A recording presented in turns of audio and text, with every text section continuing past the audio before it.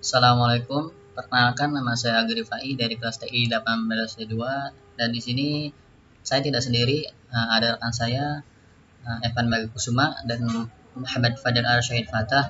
Di sini kami akan menjelaskan tentang jaringan komputer.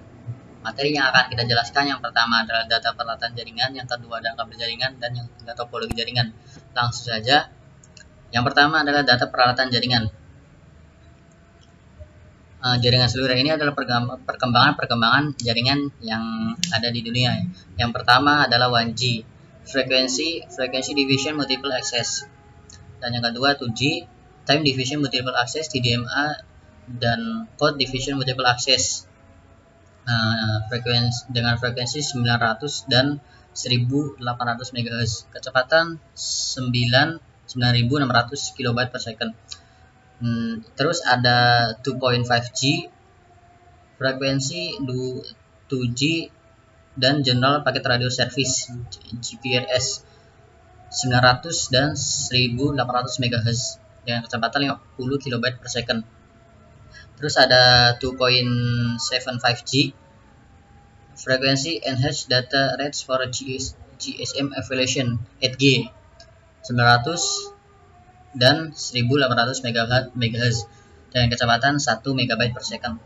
Terus ada jaringan 3G dengan frekuensi 2100 MHz, kecepatan 144 KB per second sampai 2 MB per second. Ada lagi 3.5G dengan frekuensi 2100 MHz, kecepatan bisa di atas 2 MB per second. Dan yang sekarang masih kita pakai adalah 4G, frekuensi 900 MHz atau 1800 MHz dengan kecepatan bisa mencapai di atas 50 MB per second. Dan yang terbaru adalah 5G, itu frekuensi 15 GHz dengan kecepatan bisa sampai di atas 5 GB per second, 5 GB per second. Terus ini adalah tabel dari standar IE dari network table, bisa dilihat. Yang paling umum biasanya saya lihat sih 802.11 karena itu buat wireless network. Nah, dari jaringan wireless kan itu 802.11 itu bisa dibagi lagi. Ada dari standar IEE 802.11 di frekuensi 2,4 GHz dan kecepatan 11 MHz. Terus ada 802.11G di frekuensi 2,4 GHz dan kecepatan 54 MB per second. 802.11A 5 GHz, kecepatan 54 MB per second. Terus ada 802.11N di frekuensi 2,4 GHz sampai 5 GHz, kecepatan 54 sampai 600 MB per second. Terus ada 802.11AC, frekuensi 5 GHz, kecepatan bisa mencapai 1,3 GB per second. Lanjut, ini ada WiMAX, standar IE-nya 802.16i. Untuk frekuensi di Asia 3, GHz, untuk Viset 3,5 GHz, 5,8 GHz. Mobile 2,3 GHz, 2,5 GHz, dan 3,5 GHz. Kecepatan 5 MB per second, jarak 2-5 km.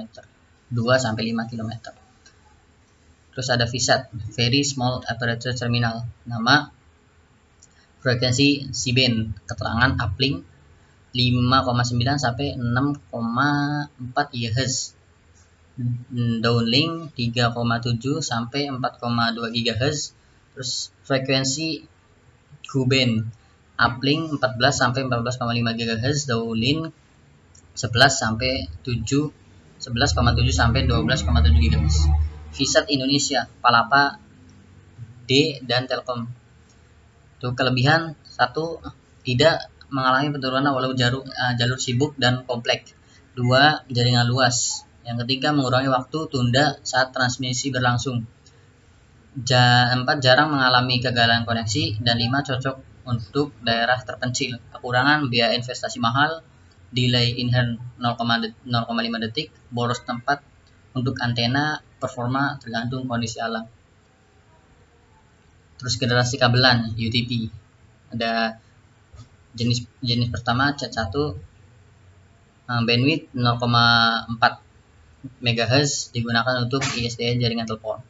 CAT2 bandwidth 4 MHz, kecepatan 4 MB per second digunakan untuk token ring. CAT3 tipe UTP 16 MHz, kecepatan 10 MB per second digunakan untuk data network. Terus ada CAT4 UTP bandwidth 20 MHz, 16 MB per second digunakan untuk token ring. Dan ada CAT5 UTP 100 MHz, kecepatan 100 MB per second digunakan untuk fast Ethernet network. Ada CAT5E UTP 100 MHz, kecepatan 100 MB per second digunakan untuk Gigabyte Ethernet network. Ada CAT6 UTP bandwidth 250 MHz, kecepatan di atas 250 MB per second digunakan untuk Gigabyte Ethernet network. Terus ada CAT6A tipe FUTP dan UFTP bandwidth 500 MHz, kecepatan 10 GB per second digunakan untuk data center. Ada CAT7 sama FUTP dan UFTP 600 MHz, kecepatan 10 GB per second, keterangan untuk over 100 meter. Dan ada CAT8 FUTP dan UFTP 600 sampai 2000 MHz, kecepatan tera in development. Terus ada generasi fiber optik. Generasi pertama pada tahun 1975, gelombang 0,87 mm, kecepatan 10 GB km per second. Untuk generasi kedua di gelombang 1,3 mm, kecepatan 100 GB km per second. Dan yang ketiga ada di gelombang 1,6 mm, kecepatan di atas 100 GB km per second. Generasi keempat gelombang di atas 1,6 mm, kecepatan di atas 100 GB km per second. Generasi kelima laser in ASP gelombang 1,48 mm, kecepatan 400 GB km per second. Dan yang keenam gelombang soliton 10 sampai 12 detik, kecepatan 35.000 GB km per second. Teknologi switch dan hub. Switch dan hub ini fungsinya masing-masing hampir sama, cuman ada perbedaan. Untuk hub membagi kecepatan ke seluruh port aktif atau sejumlah PC yang aktif, sehingga semakin banyak jaringan yang aktif maka kecepatan berkurang.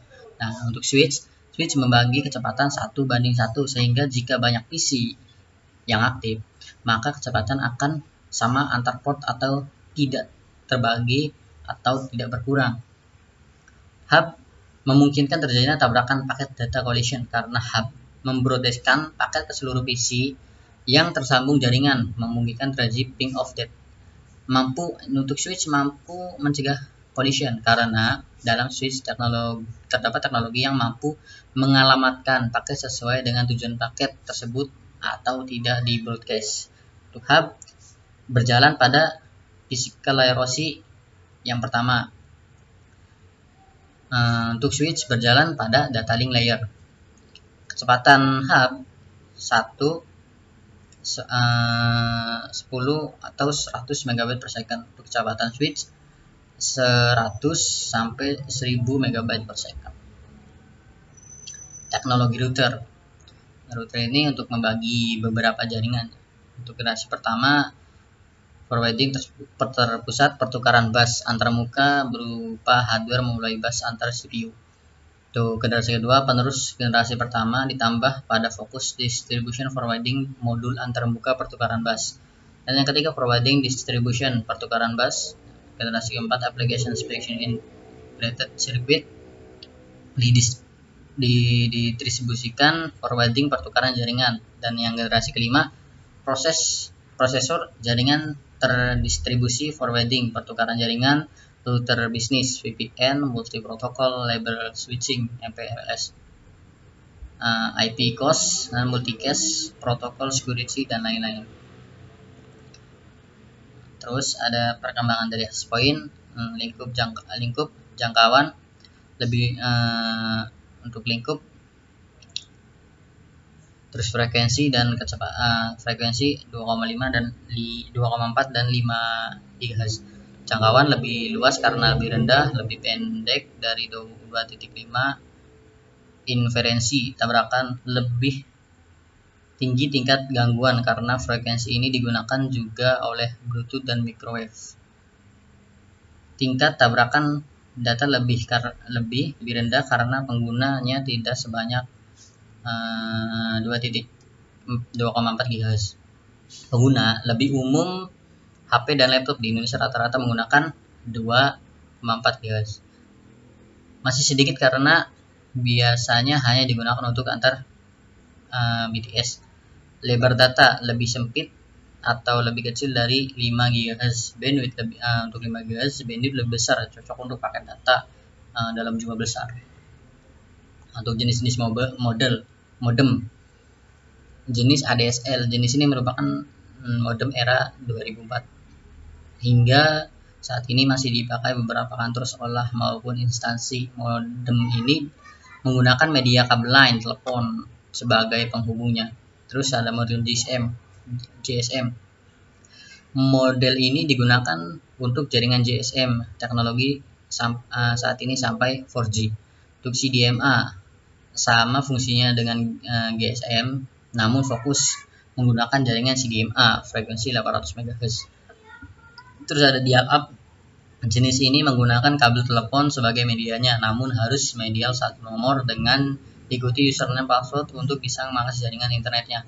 Era 2000 sampai 2003-an.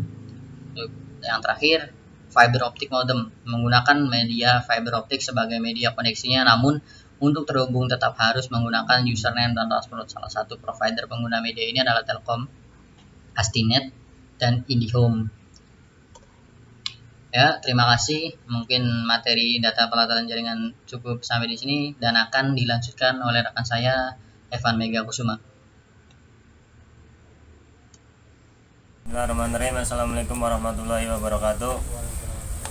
Nama saya Evan Megakusuma, NIM 31181810435 dari TI 18D2. Saya akan melanjutkan materi dari Agung Rifai tentang kabel jaringan. Kabel atau nirkabel. Yang pertama ada wired menggunakan kabel, yaitu jaringan yang media penghubungnya menggunakan kabel. Kelebihannya relatif murah, setting lebih mudah, tingkat keamanan relatif tinggi. Kekurangannya yaitu instalasi yang kurang terencana, bisa terlihat acak-acakan dikarenakan kabel yang tidak tertata, kurang fleksibel jika ada ekspansi. Yang kedua, wireless. Tanpa atau sedikit menggunakan kabel. Jaringan yang media penghubungnya tidak menggunakan atau sedikit menggunakan kabel. Kelebihannya, instalasi bisa lebih rapi.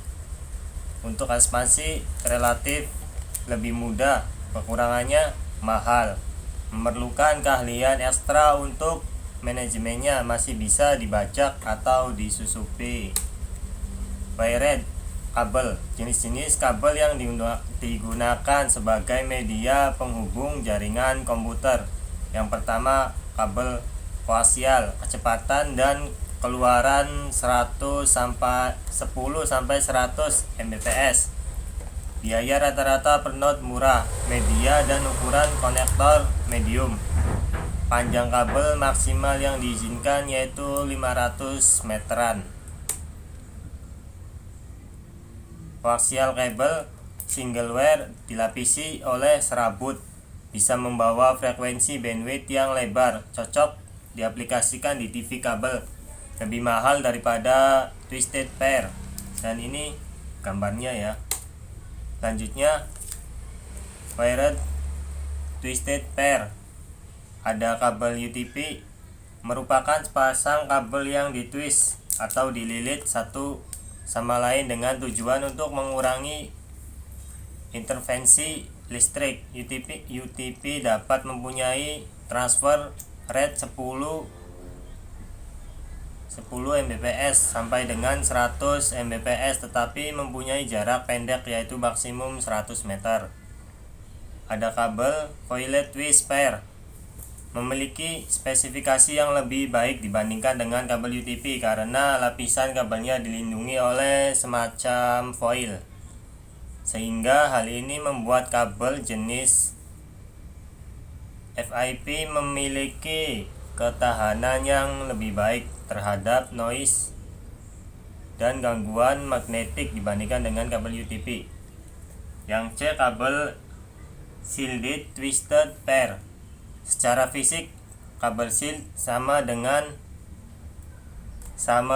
unshielded, tetapi perbedaannya sangat besar. Dimulai dari konstruksi kabel shielded mempunyai selubung tembaga atau aluminium foil yang khusus dirancang untuk mengurangi gangguan elektrik. Kekurangan SIP adalah tidak samanya standar antara perusahaan yang memproduksi dan lebih mahal dan lebih tebal sehingga lebih susah dalam penanganan fisiknya. Sini tabel yang pertama UTP kategori yang pertama telepon wire, maksimum data transfer rate-nya kurang dari 100 kilobit per second, maksimum transmission length-nya 5 sampai 6 km. Lanjut, RJ45 dan outlet konektor UTP. Ini bisa dilihat gambarnya ya. Selanjutnya kabel UTP straight type. Kabel UTP dapat dipasang langsung untuk menghubungkan perangkat yang berbeda. Sini gambarnya ya, bisa dilihat. Selanjutnya kabel UTP cross-set over type. Kabel UTP dapat dipasang silang untuk menghubungkan perangkat yang sama. Di sini juga udah ada gambarnya. Selanjutnya yang ketiga, kabel serat optik atau fiber optik. Kabel fiber optik ini merupakan jenis kabel yang terdiri atas kumpulan serat-serat fiber dengan ukuran yang lebih kecil dan juga lebih fleksibel dibandingkan dengan kabel twist pair. Keunggulannya mampu mentransmisikan sinyal dengan kecepatan tinggi, simple dan juga fleksibel. Dapat mentransmisikan sinyal cahaya, tahan terhadap gelombang radio. Kelemahannya, harga instalasi yang tinggi apabila digunakan pada jaringan sederhana dan kecil. Tidak akan berpengaruh banyak. Kecepatan transmisi masih dibatasi oleh provider. Fiber optik indoor kabel. Ada 4. Ada fiber optik duct kabel. Sini bagian-bagiannya ya. Ada fiber, aluminium tape, central member, fluting component, aluminium jelly fill tube, polyethylene sheet. Oh ini fiber optik direct wired cable. Kemudian ada fiber optik aerial cable. Ini juga ada bagian-bagiannya masing-masing. Kemudian ada fiber optik submarine cable.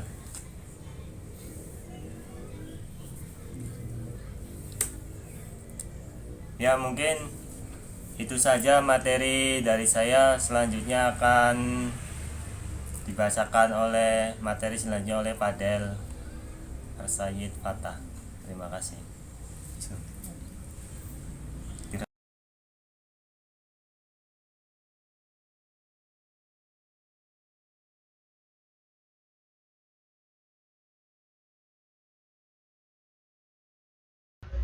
Assalamualaikum warahmatullahi wabarakatuh. Perkenalkan, nama saya Muhammad Fadel Arsyad Fatak. Di sini saya akan melanjutkan presentasi dari rekan saya yang sebelumnya, yaitu topologi jaringan. Jadi topologi jaringan itu ada beberapa macam, yaitu topologi bus, topologi ring, topologi star, topologi mesh, dan topologi tree. Nah, topologi bus adalah jaringan yang hanya memakai satu kabel atau koaksial untuk media transmisi, dan kabel tersebut sebagai pusat bagi seluruh server yang terhubung. Masing-masing komputer dihubungkan ke kabel utama dengan menggunakan konektor BNC, lalu diakhiri dengan terminator apabila konektor BNC sudah terhubung dengan kabel koaksial. Kelebihannya sederhana, apabila ingin menambah komputer baru lumayan mudah karena pemasangan tidak memutus keseluruhan jaringan sehingga tidak mengganggu server yang lain. Hemat dalam penggunaan kabel. Kelemahannya, bila kabel utama mengalami gangguan, maka semua jaringan juga mengalami gangguan. Jalur lalu lintas lumayan padat karena bolak-balik. Apabila jarak jauh diperlukan repeater. Susah melacak jika terjadi permasalahan jaringan. Jika komputer banyak yang terhubung, maka performa sinyal dan lalu lintas akan menurun. Topologi ring. Topologi ring atau topologi cincin adalah topologi jaringan yang rangkaiannya berupa titik yang mana masing-masing titik bagian kanan dan kirinya terhubung ke kedua titik lainnya sampai ke komputer yang pertama dan akhirnya membentuk cincin atau lingkaran. Kelebihannya mudah dalam perancangan dan pembuatan. Lalu performa sinyal dan aliran data stabil, bahkan lebih baik dari topologi bus meski mengalirkan data yang berat. Jika terjadi masalah, mudah untuk dilakukan konfigurasi ulang atau pemasangan baru. Hemat dalam penggunaan kabel dan hemat biaya. Lalu kelemahannya, jika ada satu komputer yang error, maka keseluruhan jaringan juga akan ikut error. Solusinya adalah dengan penggunaan topologi ring ganda. Performa aliran lalu lintas data bergantung pada jumlah komputer pada jaringan tersebut. Selanjutnya, topologi star. Topologi star merupakan bentuk jaringan yang mana terdapat satu penghubung atau hub switch sebagai pusat dan setiap komputer terhubung ke penghubung tersebut. Hub switch ini posisinya ada di sentral dan berfungsi untuk menghubungkan satu komputer ke setiap komputer yang terhubung dan juga menghubungkan komputer ke file server. Kelebihannya, tingkat keamanan tergolong tinggi. Mudahnya dalam penambahan komputer baru yang ingin disambungkan.